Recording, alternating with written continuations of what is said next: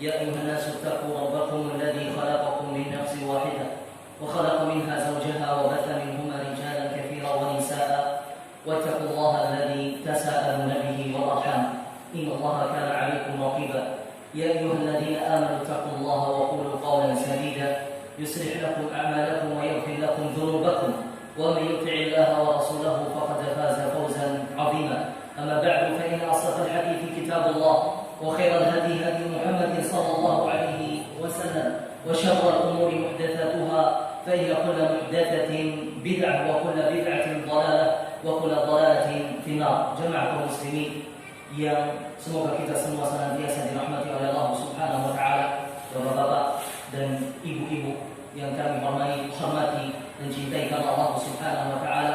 Alhamdulillah, tsumma alhamdulillah.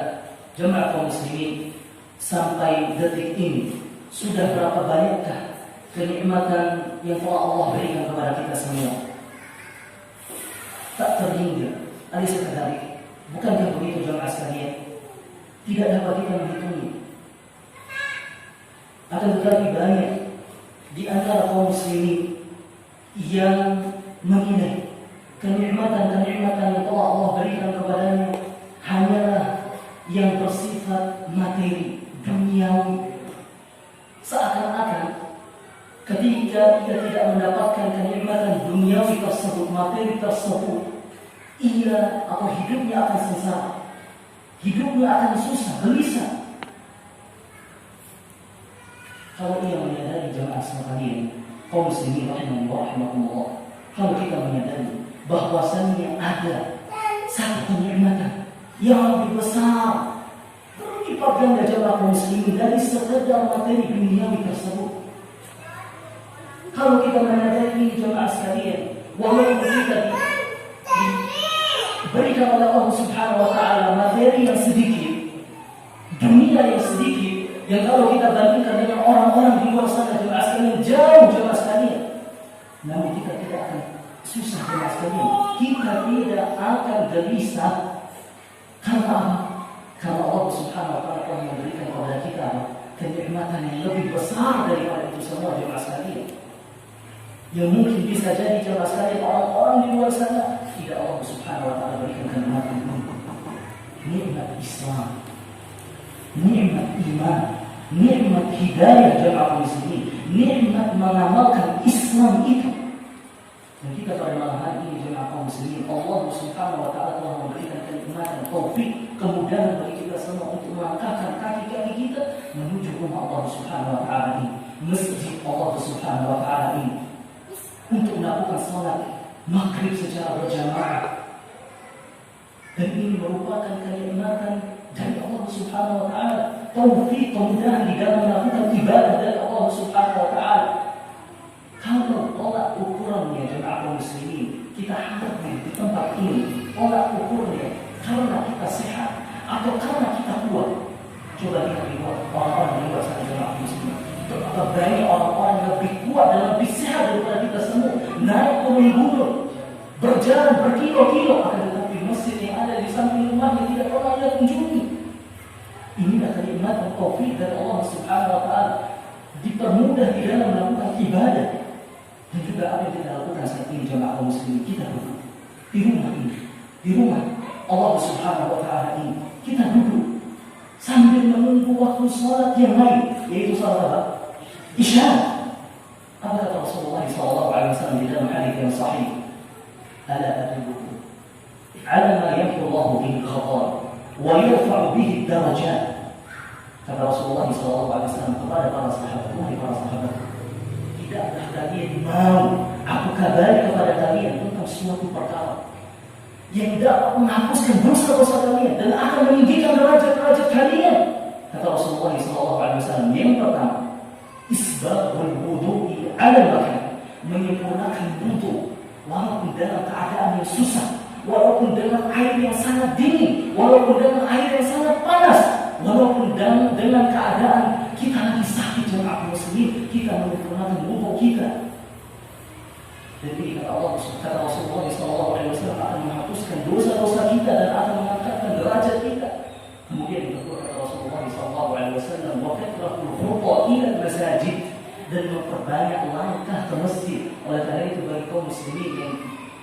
yang mungkin rumahnya jauh dari masjid, jangan pernah gelisah ma'asyiral muslimin, jangan mengeluh. Akan tetapi ada keutamaan yang besar yang kita akan dapatkan dari langkah-langkah kita menuju masjid Allah Subhanahu wa taala.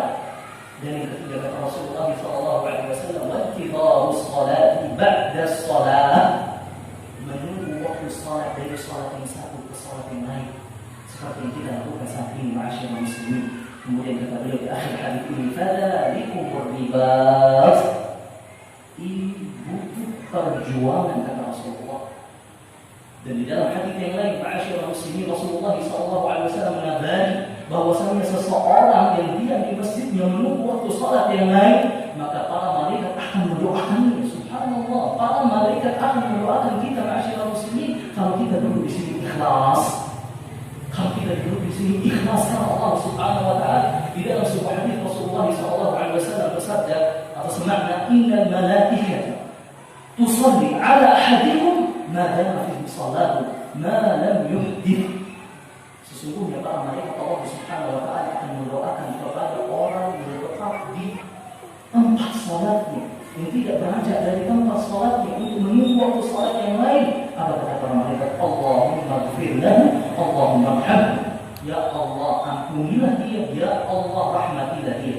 Cuma sekalian para malaikat, manusia atau makhluk Allah Subhanahu wa taala yang terdekat dengan Allah Subhanahu wa taala, makhluk Allah Subhanahu wa taala yang tidak pernah melakukan kemaksiatan durhaka kepada Allah Subhanahu wa taala. Kira-kira jemaah sekalian, apakah doa para malaikat itu tidak akan diijabahi, tidak akan dikabulkan oleh Allah Subhanahu wa taala? Subhanallah. Subhanallah. Demi atau kenikmatan demi kenikmatan yang Allah berikan kepada kita semua jemaah sekalian, dari kita menuju atau melangkahkan kaki kita ke masjid, kemudian kita melakukan salat maghrib secara berjamaah dan tepat waktu. Antum tahu, salat tepat waktu pada tepat waktu itu jemaah sekalian adalah amalan yang paling dicintai oleh Allah Subhanahu wa taala. Rasulullah SAW bersabda di dalam hadis yang sahih, dan ketika beliau menjawab pertanyaan dari Abdullah bin Mas'ud radhiyallahu taala anhu, kata Abdullah bin Mas'ud, "Ya Rasulullah, ayyul a'mali ahabbu ila Allah?" Wahai Rasulullah, apakah amalan yang paling dicintai oleh Allah Subhanahu wa taala? Kata Rasulullah sallallahu alaihi wasallam, "As-salatu fi waqtiha." Salat pada waktunya. Tidak menunda-nunda waktu salat jemaah sekalian. Apalagi kita salat bukan pada waktunya, wal iyadu billah. Oleh karena itu jemaah sekalian, kenikmatan demi kenikmatan yang Allah berikan kepada kita semua, menuju ke masjid, melangkahkan kaki kita ke masjid, kemudian kita melakukan salat maghrib secara berjamaah pada tepat waktu, kemudian kita lakukan saat ini jemaah sekalian menunggu waktu salat isya. Masih ada lagi satu kenikmatan yang Allah berikan kepada kita semua jemaah sekalian pada malam hari ini. Apa itu? Kenikmatan menuntut ilmu jemaah sekalian. Jangan anggap remeh. Ini kenikmatan dari Allah Subhanahu wa taala. Di dalam sebuah hadis yang sahih kata Rasulullah sallallahu alaihi wasallam, "Man salaka tariqan yaltamisu fihi ilman, sahhalallahu lahu bihi tariqan ila jannah." Barang siapa yang menempuh suatu perjalanan, walaupun rumahnya di samping masjid ini jemaah sekalian bertetangga dengan masjid, akan kata para ulama, ia telah melakukan suatu perjalanan menuju melangkahkan kakinya ke masjid untuk apa? Untuk menuntut ilmu. Maka Rasulullah SAW mengatakan Allah Subhanahu wa taala akan memudahkan jalan yang menuju surga Allah Subhanahu wa taala. Karena dengan ilmu jemaah sekalian kita akan tahu hukum-hukum syariat. Sekadar kita akan tahu hukum-hukum Allah Subhanahu wa taala, kemudian kita mengamalkannya. Dan kita melakukan hukum-hukum tersebut, kemudian kita mengamalkan hukum-hukum tersebut, Allah Subhanahu wa taala akan meridhoi kita. Dan Allah Subhanahu wa taala akan memasukkan kita semua di dalam syurga. Amin ya rabbal alamin. Ikhwani fillah, azanillahu wa iyyakum ajma'in. Jamaah muslimin, semoga kita semua senantiasa dirahmati oleh Allah Subhanahu wa taala dan dimudahkan oleh Allah Subhanahu wa taala di dalam melakukan ibadah kepada-Nya. Tak lupa juga kita panjatkan salawat serta salam kepada Nabi besar kita, junjungan kita, suri tauladan kita Nabi Muhammad sallallahu alaihi wasallam, beserta para keluarga beliau, para sahabat-sahabat beliau, serta orang-orang yang senantiasa berjalan di bawah naungan sunnah beliau ila yaumil qiyamah, sampai hari kiamat nanti. Amin. Kaum muslimin yang dirahmati oleh Allah Subhanahu wa taala, sebagaimana kita telah ketahui, insyaallah taala pada pertemuan kali ini kita akan membahas tentang apa? Fikih, tentang fikih. Dan kita pakai kitab insyaallah taala Fiqh Sunnah karangan siapa? As-Sayyid Sabiq rahimahullah taala. Sebelum kita membaca kitab ini jemaah sekalian, Fiqh Sunnah, ada beberapa poin yang perlu kita perhatikan dan ketahui bersama. Di antaranya jemaah sekalian, karena pembahasan kita sekarang ini tentang fikih, pertanyaan yang pertama, apa itu fikih? Apa itu fikih? Masya Allah, fikih secara bahasa jemaah sekalian artinya apa? Al-fahmu. Fikih secara bahasa jemaah sekalian apa? Al-fahmu. Makanya anda anjurkan, walaupun tidak memaksa jemaah sekalian, kalau bisa ada pena dan buku yang kita pakai apa? Untuk catat. Karena memang pelajaran fikih ini berurutan, saling melengkapi satu sama lain. Kalau tidak jemaah sekalian kita akan lupa, kecuali jemaah sekalian kita mempunyai kekuatan hafalan seperti siapa? Al-Imam Syafi'i rahimahullah taala yang mana beliau ketika dia membuka kitab beliau jemaah sekalian, Al-Imam Syafi'i membaca halaman yang sebelah kiri ini jemaah sekalian, akan tetapi amalan yang apa halaman yang kanan ini yang maksudnya otak beliau itu hafal. Subhanallah, itulah Imam Syafi'i rahimahullah taala. Sebelum kita membaca kitab ini Fiqh Sunnah jemaah sekalian, ada beberapa poin yang perlu kita perhatikan. Yang pertama, pengertian dari ilmu fikih. Ilmu fikih seperti yang beliau sampaikan tadi, secara bahasa maknanya adalah al-fahmu, pemahaman. Pemahaman. Maknanya secara bahasa apa? Al-fahmu, pemahaman. Dan penggunaan makna secara bahasa ini jemaah sekalian dari ilmu fikih banyak kita jumpai di dalam ayat-ayat Al-Qur'an Al-Karim. Di antaranya di dalam surat Hud, Allah Subhanahu wa taala mengomentari kaumnya Nabi Syuaib alaihissalam ketika mereka tidak mau beriman kepada Nabi Syuaib. Allah Subhanahu wa taala berfirman, "Qalu ya Syuaib, ma nafqahu katsiran mimma taqul." Wahai Syuaib, sesungguhnya kami tidak faqih terhadap apa yang engkau katakan. Allah Subhanahu wa taala di sini menggunakan nafqahu. Artinya apa jemaah sekalian? Secara bahasa nafhamu, kami tidak faham atau tidak terlalu faham, banyak mengerti apa yang engkau katakan.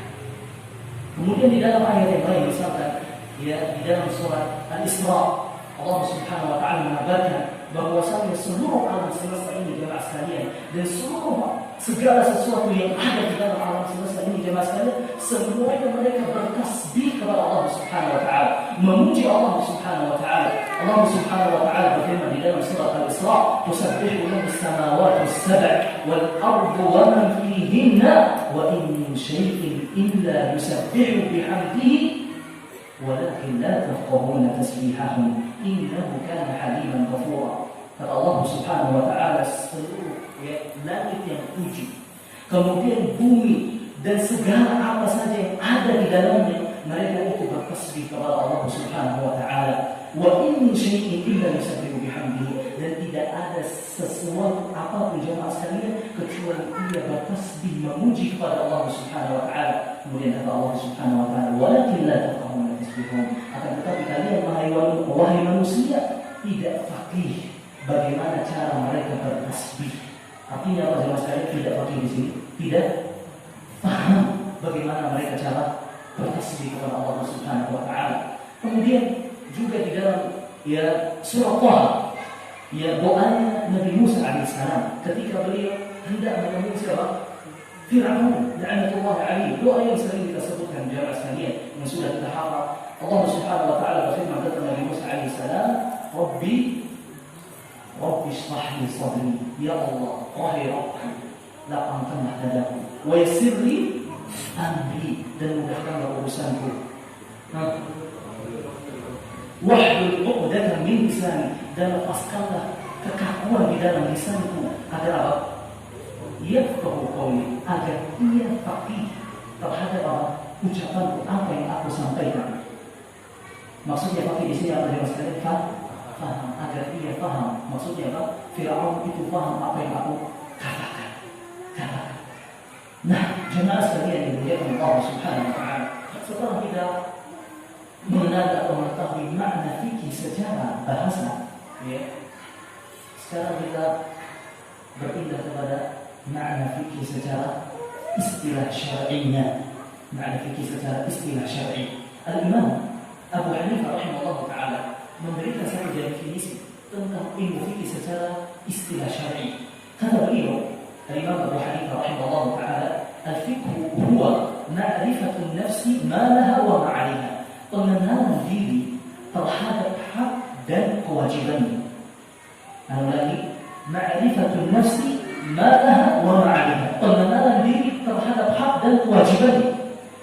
Sehingga dari pengertian yang disampaikan oleh Imam Abu Hanifah ini jemaah sekalian, itu terdapat 3 unsur yang penting. Unsur yang pertama jemaah sekalian adalah upaya untuk mengenal. Kemudian yang kedua, objek yang dikenali itu adalah ya apa yang menjadi hak kita. Dan yang ketiga jemaah sekalian, apa yang menjadi kewajiban kita. Ada unsur yang terpenting di dalam pengertian ini jemaah sekalian, pengenalan atau upaya untuk mengenal hak, mengenal kewajiban. Oleh karena itu dari pengertian yang disampaikan oleh Imam Abu Hanifah ini jemaah sekalian mengabarkan kepada kita semua bahwasanya seseorang ketika ia sudah tahu hak dan kewajibannya di dalam agama ini, masyaallah muslimin, berarti ia sudah belajar ilmu fikih. Berarti ia sudah belajar ilmu fikih. Akan tetapi para ulama memberikan catatan pada pengertian yang disebutkan oleh Imam Abu Hanifah ini jemaah sekalian. Yang pertama, kata mereka pengertian yang disebutkan oleh Imam Abu Hanifah ini jemaah sekalian terlalu umum. Ruang lingkupnya masih luas sehingga meliputi semua permasalahan agama Islam yang ada di dalam agama ini. Permasalahan di dalam agama ini masuk ke dalam pengertian yang disebutkan oleh Imam Abu Hanifah rahimahullah ta'ala, baik itu permasalahan amaliyah maupun permasalahan atau masalah akidah, masalah keyakinan, atau masalah bagaimana seseorang berinteraksi sesama manusia lainnya. Atau yang kita kenal dengan masalah apa? Sebutan mu'amalah. Kata mereka pengertian yang disebutkan oleh Imam Abu Hanifah ini masih umum, sehingga kita mengenal ada istilah di dalam agama kita ma'asyiral muslimin, istilah fiqhul akbar, fikih besar. Kira-kira jemaah sekalian ma'asyiral muslimin rahimani wa rahimakumullah, kira-kira yang dikaji di dalam al-fiqhul akbar ini, fikih besar ini apa? Kira-kira masalah apa? Namanya fikih besar. Kira-kira dikaji di dalam ini masalah apa jemaah sekalian? Anda mohon maaf jemaah sekalian, mohon maaf sekali. Anda lebih senang begitu. Sifatnya diskusi, kita saling sharing begitu. Dan tidak jemaah sekalian kita melihat untuk menggurui sama sekali tidak jemaah sekalian. Akan tetapi kita saling diskusi. Karena memang metode di antara metode pengajaran Rasulullah SAW kepada para sahabat jemaah sekalian ketika beliau mengajarkan para sahabat atau menyampaikan ilmu kepada para sahabat, di antaranya beliau memakai metode tanya jawab jemaah sekalian. Beliau bertanya kepada para sahabat, kemudian para sahabat menjawab pertanyaan beliau sesuai dengan apa yang mereka ketahui. Kalau mereka apa yang diketahui oleh mereka atau jawaban mereka itu kurang tepat, Rasulullah SAW meluruskan. Contohnya misalkan hadis Rasulullah SAW tentang seorang yang bangkrut. Kata Rasulullah SAW kepada para sahabat, "Atadruna man al-muflis?" Wahai para sahabat, tahukah kalian orang yang bangkrut itu siapa sih? Yang ambil itu siapa? Apa jawaban para sahabat? "Al-muflisu fina ya Rasulullah, man la dirham lahu wa la mata'."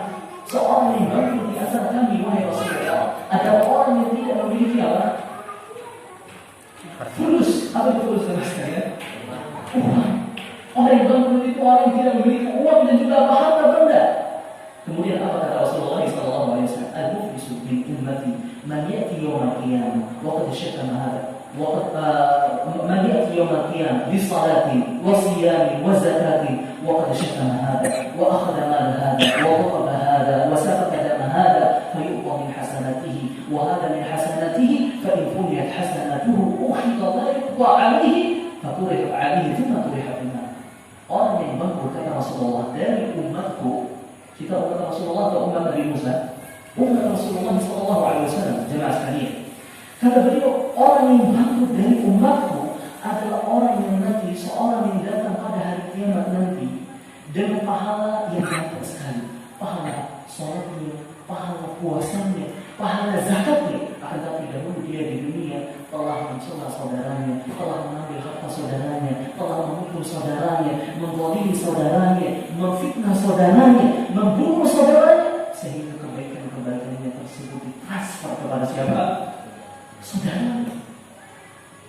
Kebaikan-kebaikan akan diambil kemudian akan diberikan kepada saudaranya sampai atau kata beliau, apabila kebaikan-kebaikannya telah habis dan hak saudaranya masih ada kepada dirinya, apa kata Rasulullah? Uhibari khatayahu, keburukan saudaranya tersebut diambil kemudian dilemparkan, diberikan kepada dia. Ini jamaah sekalian, lalu ia dilemparkan ke dalam neraka. Itulah orang yang bangkrut yang sesungguhnya, jamaah sekalian. Oleh karena itu jangan kita merasa remeh hak-hak saudara kita, jemaah sekalian. Bisa jadi hak-hak Allah Subhanahu wa taala gugur dengan taubat dan istighfar, minta ampun kepada Allah Subhanahu wa taala. Akan tetapi hak-hak saudara kita yang telah kita zalimi, jemaah sekalian, kalau seandainya belum kita selesaikan di dunia ini, nanti Allah Subhanahu wa taala akan adili di hari kiamat nanti. Yang mana pada hari kiamat tidak ada lagi apa? Fulus, uang itu, jemaah sekalian. Bagaimana cara kita membayar hak saudara kita? Dengan kebaikan kita atau dengan keburukan mereka?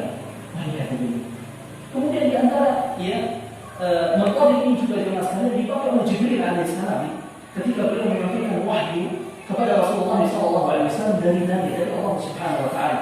Mungkin anda ketahui semua hadis yang sangat masyhur, hadis Umar yang sangat panjang itu, jemaah sekalian, tentang apa? Islam, tentang iman, tentang ihsan, tentang tanda-tanda hari kiamat. Ya, bahwasanya Jibril datang menyerupai seorang manusia yang kata Rasulullah SAW seolah-olah dia baru datang dari safar.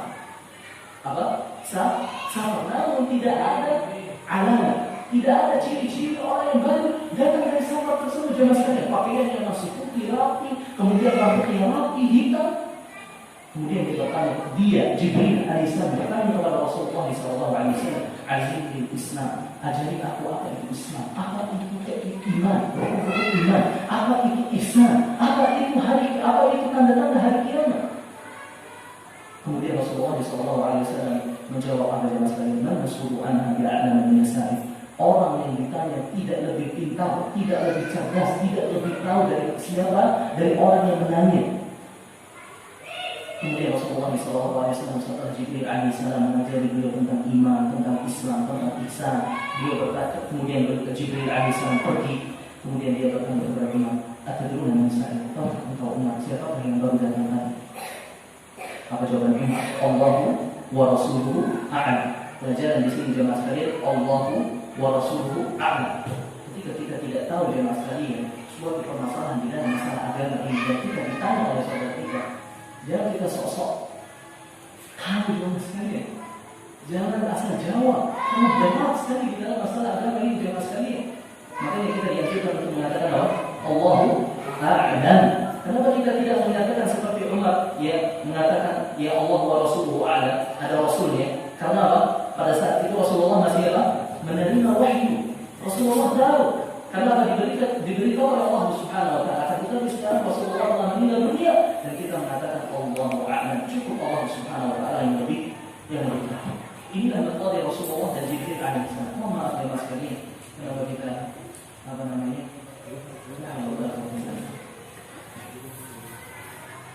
baik.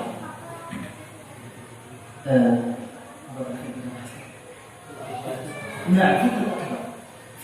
Kira-kira apa yang dikaji di dalam fikih besar ini jemaah sekalian?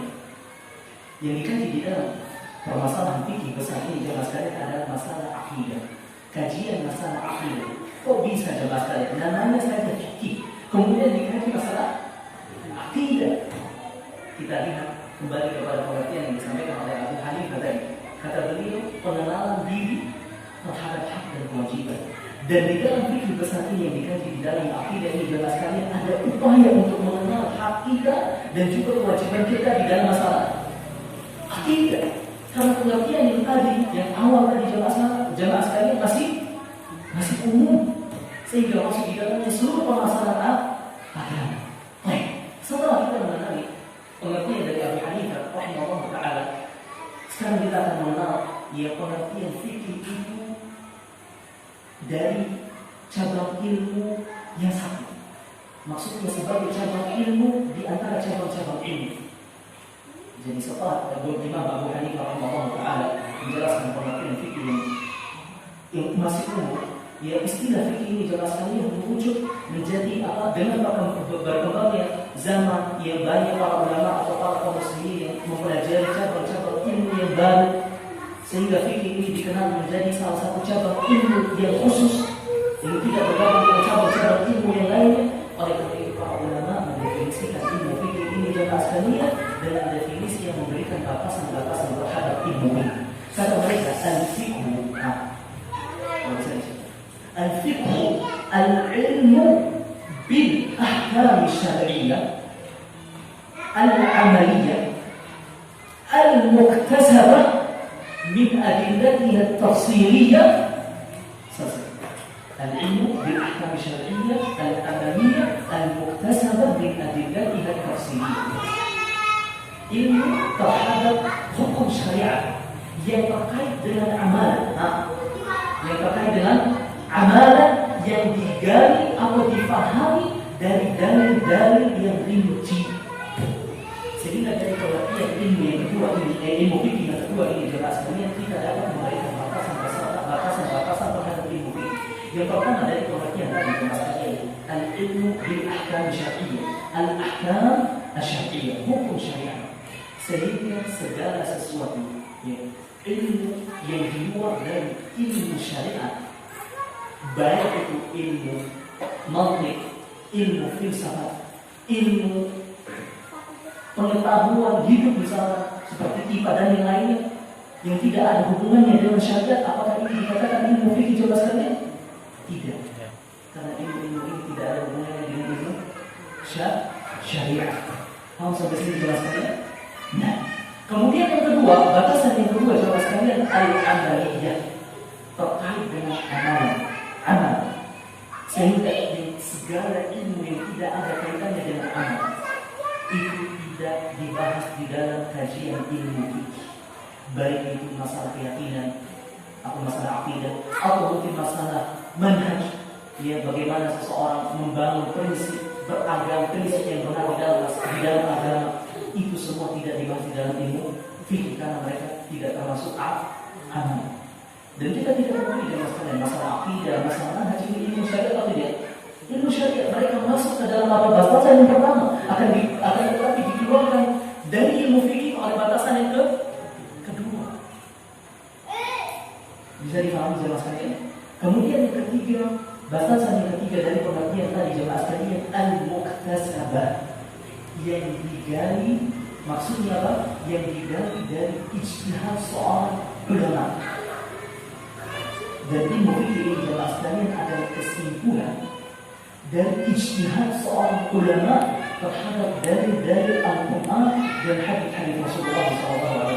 Oleh karena itu tidak kita mengenal di dalam agama ini jelas sekalian bahwasanya ada ilmu fikih itu diambil dari mimpi atau dari hasil merenung.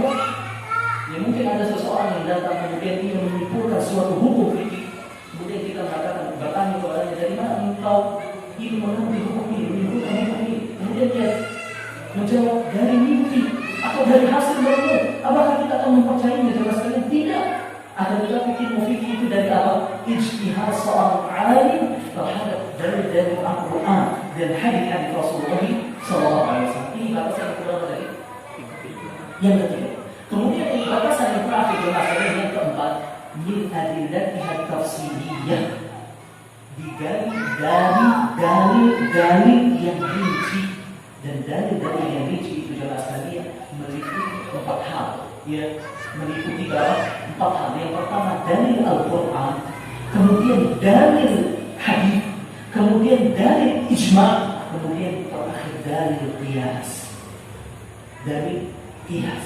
Ada pun apa itu qiyas insyaallah taala pada waktu ini kita akan jelaskan insyaallah taala.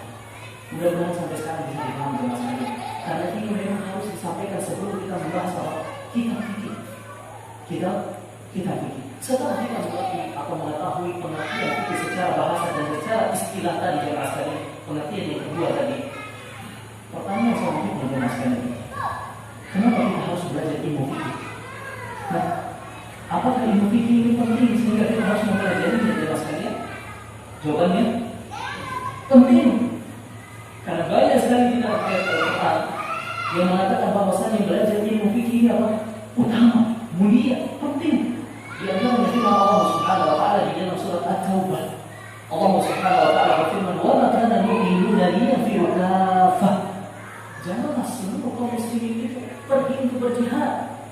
Allah Subhanahu wa taala di sini jelaskan bahwa kaum muslimin semua kita ini se-Indonesia jelaskan keluar semuanya berjihad. Jangan.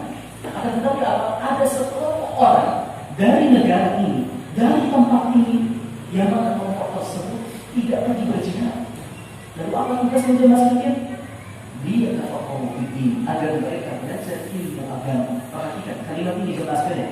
Dia tafaqahu fiddin, agar mereka belajar ilmu agama. Wa yudhiru qawmahum idza raja'u ilaihim la'allahum yahtadun, agar mereka memberikan pelajaran kepada orang-orang yang pergi berjihad di sana. Ketika mereka balik, mereka akan diberikan pelajaran oleh orang-orang yang mereka akan diberikan ilmu oleh orang-orang yang telah belajar ilmu ini di aslinya, wala'allahum yahtadun, agar mereka mendapatkan pelajaran atau peringatan.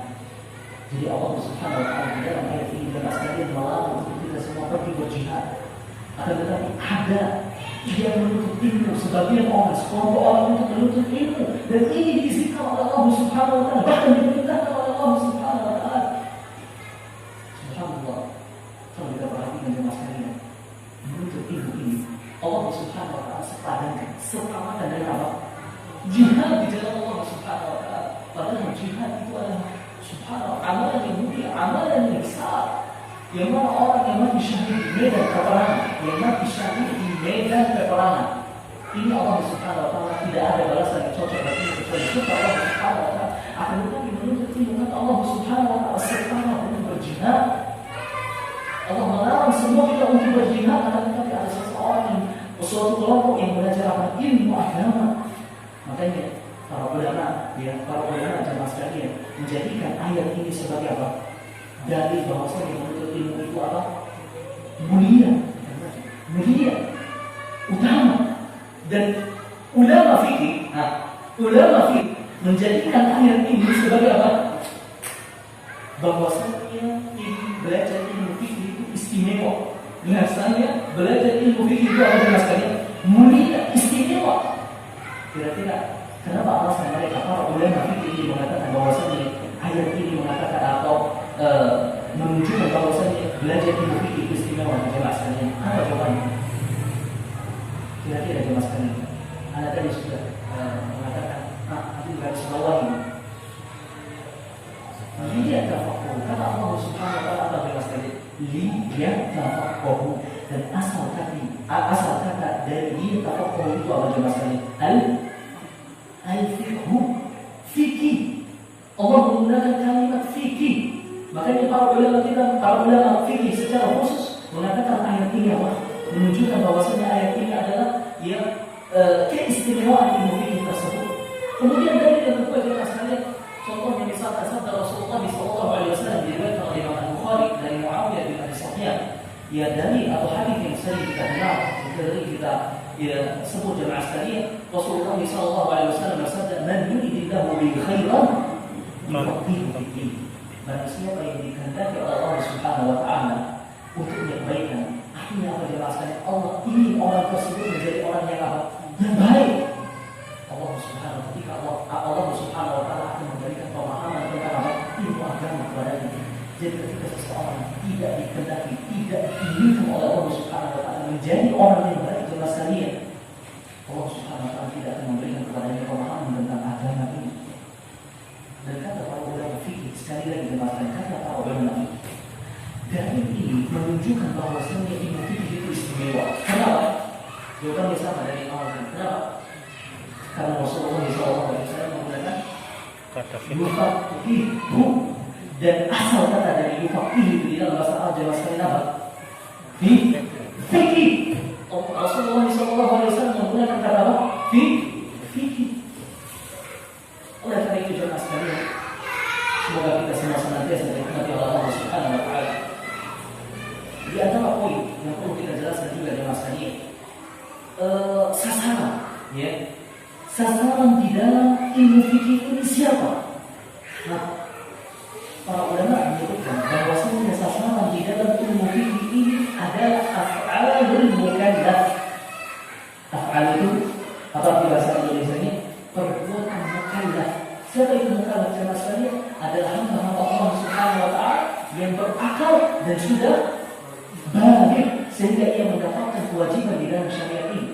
Sekali lagi, sasaran di dalam ilmu fikih ini adalah af'alul mukallaf, perbuatan seorang hamba yang mukallaf. Siapa itu mukallaf? Muslimun balighun aqil. Seorang muslim yang baligh, yang berakal sehingga ia mendapatkan kewajiban di dalam syariat ini. Adapun orang yang belum, yang anak-anak kita yang belum baligh, jelaskan apakah ia wajib sholat? Tidak. Apakah orang kafir tersebut jelaskan apakah mereka wajib berzakat? Tidak. Kenapa? Ilmu fikih ini mukallaf, seorang yang muslim baligh aqil. Dan dari perbuatan mukallaf ini jemaah sekalian, kita mengetahui bahwasanya af'alul mukallaf ini terbagi menjadi 3 macam. Jadi menjadi berapa? 3 macam. Yang pertama al-amal, perbuatan yang bentuknya mengamalkan. Ini yang pertama jemaah sekalian. Contohnya seperti apa? Salat. Kita mengamalkan salat. Zakat, kita menunaikan zakat. Puasa, kita melakukan puasa. Kemudian membaca Al-Quran, berzikir kepada Allah Subhanahu wa taala. Dan yang kedua jemaah sekalian, jenis yang kedua tarkul amal, meninggalkan suatu perbuatan. Contohnya misalkan apa? Riba, meninggalkan riba. Minum khamar, ya. Meninggalkan minum khamar. Kemudian apa lagi? Berzina dan seterusnya.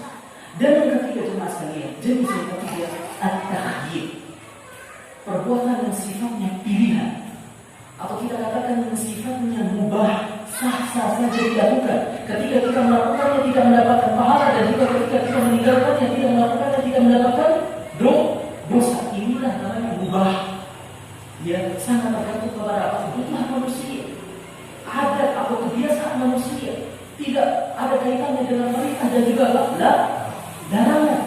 Contohnya misalkan apa? Makan, minum, ya, ini semua apa? Perbuatan mubah. Sehingga ketika kita mengetahui 3 macam ini jemaah sekalian, kita mengenal hukum-hukum di dalam ilmu fikih. Poin berikutnya kita mengenal hukum-hukum di dalam ilmu fikih. Yang pertama, yang pertama jemaah sekalian, atau hukum yang pertama adalah hukum wajib. Kemudian hukum sunnah, kemudian hukum haram, kemudian hukum makruh, kemudian hukum mubah. Ada berapa? 5. Dan dari macam yang pertama, apa tadi macam yang pertama? Wajib. Dan sebelum hukum tadi, amal. Dan dari amalan jemaah sekalian, melakukan suatu perbuatan atau amalan, kita akan mendapati ada 2 hukum. Hukum apa saja? Wajib dan sunnah. Kemudian dari macam yang kedua, meninggalkan suatu perbuatan, kita mendapati berapa hukum? 2. Haram dan juga makruh. Ya, sesuatu yang dibenci oleh Allah, dibenci oleh syariat. Kemudian dari macam yang ketiga at-takhyir, dia perbuatan yang sifatnya pilihan. Itu ada 1 hukum. Apa itu? Mubah jemaah sekalian. Paham sampai di sini insyaallah taala jemaah sekalian. Insyaallah. Kemudian poin yang mungkin kalau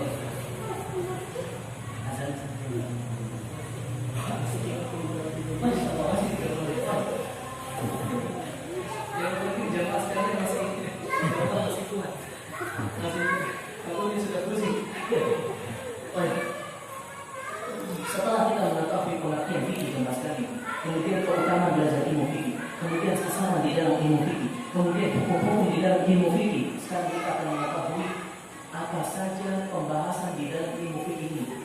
Para ulama menyebutkan bahwasanya ilmu fikih ini ia terbagi menjadi 4 pembahasan pokok. Terbagi menjadi berapa? 4 pembahasan pokok. Nah, ini perlu kita perhatikan jemaah sekalian. Yang pertama, pembahasan yang pertama tentang ibadah. Nah, fiqhul ibadah, istilahnya dalam bahasa Arab itu ada fiqhul ibadah. Bagaimana seorang hamba beribadah kepada Allah? Di sini dibahas jemaah sekalian. Dan di dalam pembahasan ini jemaah sekalian ada 6 kajian. Pertama, kajian pertama atau bab yang pertama adalah bab taharah. Insyaallah kita akan bahas insyaallah pada pertemuan yang akan datang. Bab bersuci. Kemudian bab yang kedua bab salat. Kemudian bab yang ketiga bab puasa.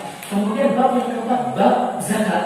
Kemudian bab yang kelima bab haji. Kemudian bab yang terakhir di dalam pembahasan ibadah ini jemaah sekalian adalah bab jihad. Para ulama memasukkan jihad ini di dalam fikul ibadah. Ini pembahasan yang pertama. Kemudian pembahasan yang kedua jemaah sekalian tentang bagaimana seseorang berinteraksi sesama manusia yang kita kenal dengan fikul muamalah. Dan fikul muamalah jemaah sekalian ada yang sifatnya apa? Sosial dan ada sifatnya apa? Istilahnya komersil. Contohnya misalkan yang sifatnya sosial, hadiah, ya fikih hadiah. Ini dibahas di mana? Di muamalah. Fikih hibah, fikih wakaf dan seterusnya. Ada pun yang sifatnya komersil. Contohnya misalkan fikih bayar, jual beli, al-ijamah, sewa menyewa, kemudian fikih mudharabah, ya, fikih musyarakah, mungkin juga transaksi investasi, semua dibahas di dalam apa? Fikih pembahasan muamalah. Kemudian yang ketiga jemaah sekalian ada namanya ya pembahasan tentang keluarga. Ini dibahas di semua di dalam ilmu fikih. Yang istilah bahasa Arabnya fiqhul usrah, fikih keluarga. Ya dibahas di dalam fikih ini jemaah sekalian mulai dari seseorang ya terutama di para pemuda yang belum menikah ini pelajari fikih keluarga. Karena di sini dibahas ya sebelum seseorang itu memiliki pasangan, ia mesti menjelaskan bagaimana kriteria yang dianjurkan di dalam Islam. Setelah dia mendapatkan pasangan, apa saja hak dan kewajiban pasangannya. Setelah misalkan mereka memiliki anak, apa saja hak dan kewajiban anaknya. Mungkin bisa jadi waliyadzubillah ya, mudah-mudahan Allah jauhkan kita dari ini semua jemaah. Ya, ketika keluarga tersebut bubar atau pisah, apa saja konsekuensinya? Apakah masih ada itu harta gonohini itu jemaah sekalian ketika mereka bubar?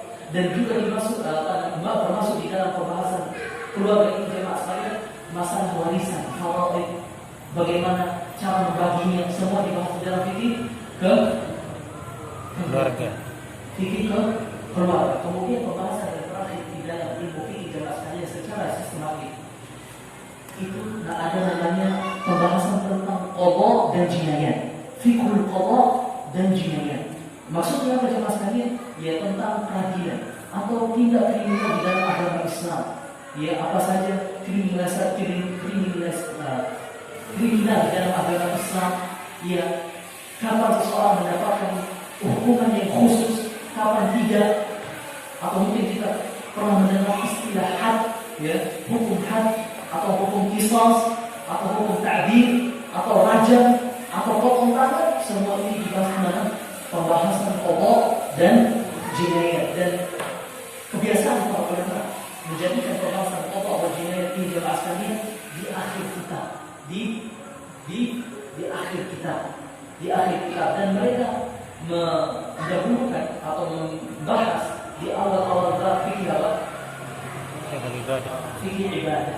Fikih ibadah yang di dalamnya ada fikih taharah, fikih salat, fikih haji, fikih zakat, puasa dan jihad.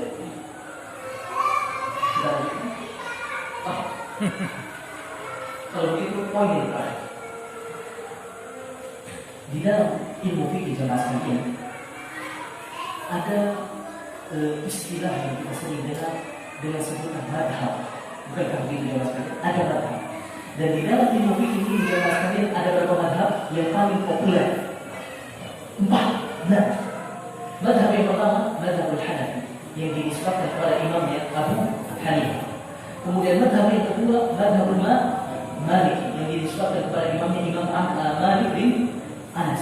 Kemudian madhab yang ketiga adalah madhab kita, mayoritas penduduk Indonesia, adalah madhab Syafi'i. yang dinisbatkan kepada Imam Asy-Syafi'i rahimahullah taala. Kemudian madhab yang terakhir adalah madhabul Hambali yang dinisbatkan kepada siapa? Imamnya Imam Ahmad bin Hanbal rahimahullah jami'an. Sekarang jemaah sekalian, kita akan mengenal ya anak ini mengajak antum semua untuk mengenal imam-imam ini. Siapakah itu Imam Abu Hanifah, siapa Imam Syafi'i, siapa Imam Malik, siapa Imam Ahmad. Mohon bersabar sedikit jemaah sekalian. Yang pertama Imam siapa? Abu Hanifah. Imam Abu Hanifah. Abu Hanifah ini jemaah sekalian, ini bukan nama asli beliau. Akan tetapi ada sebutan di dalam agama jemaah sekalian dengan istilah kunyah. Apa? Kunyah. Biasanya kunyah ini diawali dengan kata ab atau misalkan Abu Hanifah, Abu Abdullah, ya, Abu Abdurrahman atau Ummu Abdullah, Ummu Aisyah. Ini semua apa istilahnya jemaah sekalian? Kunyah. Dan nama asli dari Abu Hanifah itu siapa? An-Nu'man Masyaallah bin Thabit bin Zuhri At-Taimi. Siapa namanya? An-Nu'man bin Thabit. Dan Abu Hanifah ini jemaah sekalian lahir pada tahun 80 Hijriah dan beliau wafat pada tahun 150 Hijriah. 150 Hijriah. Dan pada tahun wafat beliau ini jemaah sekalian bila lahir seorang alim seakan-akan yang bergantikan beliau. Siapa beliau? Imam Syafi'i. Imam Syafi'i lahir pada tahun 150 Hijriah. Dan Imam Abu Hanifah ini jemaah sekalian, beliau mendapatkan beberapa para sahabat Rasulullah SAW. Kalau tidak salah ada 4 sahabat Rasulullah SAW yang mana Abu Hanifah bertemu dengan mereka. Di antaranya Anas bin Malik, Abdullah bin Abi Aufa, Sahal bin Sa'ad As-Sa'idi, kemudian terakhir Amir bin Waqil. Pertama Anas, kemudian Abdullah, kemudian Sahal, kemudian Amir. Dan ketika seseorang bertemu dengan sahabat Rasulullah SAW, maka ia termasuk generasi keberapa jemaah sekalian atau generasi apa? Tabi'in. Tabi'in. Yang mana generasi atau 3 generasi ini jemaah sekalian diistimewakan oleh Rasulullah. Kata Rasulullah, qurunun mufaddalah, generasi yang emas. Yaitu siapa saja generasi yang 3 ini jemaah sekalian? Pertama para sahabat yang bertemu dengan Rasulullah SAW, kemudian beriman dengannya dan mati dalam keadaan apa? Iman. Kemudian generasi yang kedua, Masya Allah. Kemudian generasi yang kedua jemaah sekalian siapa? Tabi'in.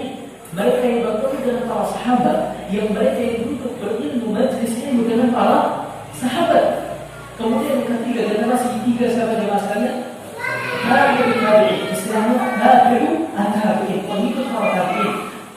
Maksudnya orang-orang yang bertemu dengan para tabi'in atau orang-orang yang pernah belajar dengan para tabi'in. Dan Abu Hanifah memiliki keistimewaan dari imam-imam yang lain, imam-imam mazhab yang lain, bahwasanya beliau seorang apa? Tabi'in. Rasulullah SAW bersabda, khairun nasi qarni, thumma ladina yalunahum, thumma ladina yalunahum. Sebaik-baik generasi, sebaik-baik manusia, kata Rasulullah, adalah generasi itu, manusia yang bersamaku, yaitu siapa? Para sahabat. Kemudian cuma lagi kemudian orang-orang yang datang setelah para sahabat, yaitu para tabi'in. Kemudian orang-orang yang datang setelah para tabi'in, yaitu para tabi'in. Dan Imam Abu Hanifah termasuk siapa? Tabi'in. Walaupun para ulama, sebagian para ulama mengatakan bahwasanya Abu Hanifah itu hanya bertemu dengan satu sahabat Rasulullah SAW, yaitu Anas bin Malik.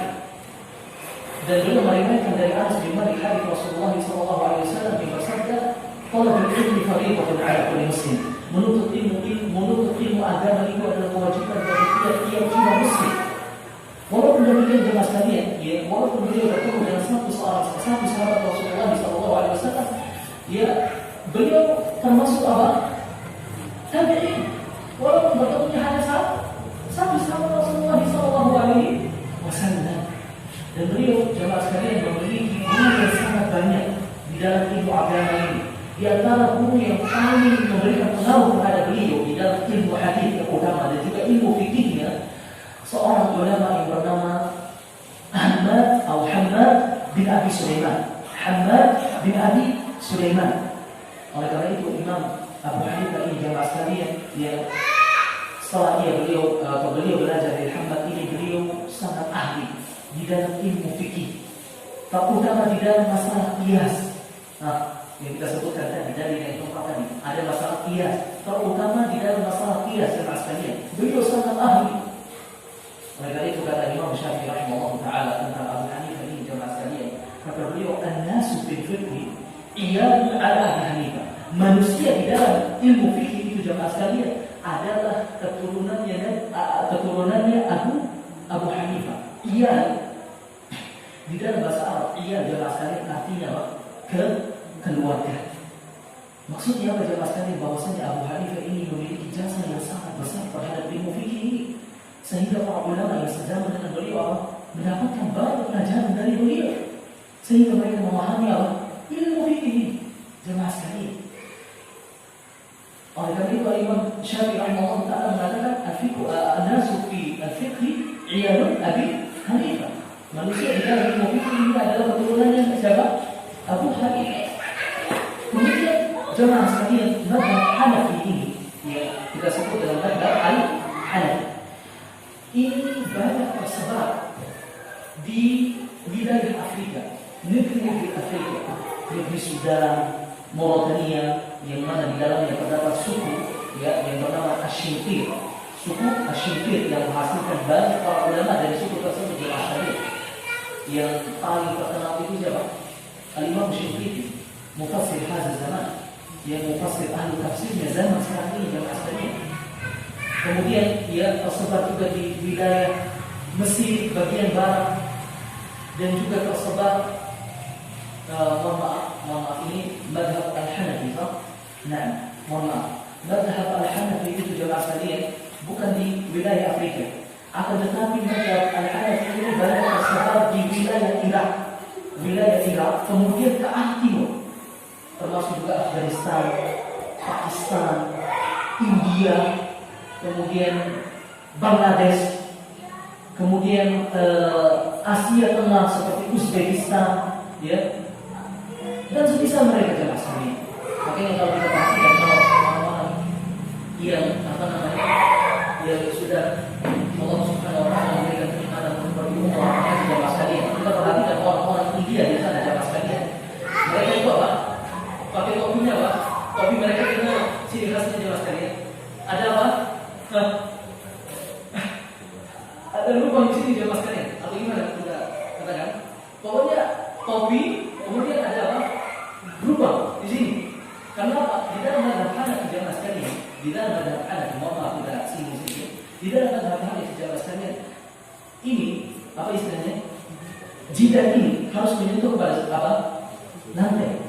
Harus menyentuh pada lantai. Kalau ada topi misalkan yang menghalangi dari lantai, maka sholatnya tidak sah. Itu dalam mazhab Hanafi. Begitu juga kalau kita sholat bersama mereka jemaah sekalian, orang-orang yang bermadzhab Hanafi, terutama Pakistan atau India di Arab Saudi sana, mereka tidak mengucapkan amin. Mereka tidak mengucapkan amin setelah setelah waladhdallin. Kalau kita mazhab Syafi'i mengatakan, atau mazhab jumhur, mazhab Hambali, mazhab Syafi'i atau mazhab Maliki mengatakan apa? Amin. Tetapi mereka tidak mengatakan di jemaah sekalian. Yang aneh itu jemaah sekalian, kalau kita berada di jemaah mereka, kemudian kita sendiri yang mengatakan amin. Dan mereka jemaah sekalian menginjak kaki kita. Subhanallah. Mungkin kita akhiri jemaah sekalian, ada pun imam siapa setelah Imam Abu Hanifah, Imam Malik, Imam Ahmad dan Imam Syafi'i. Insyaallah taala mungkin akan kita singgung pada pertemuan yang akan datang. Allah taala.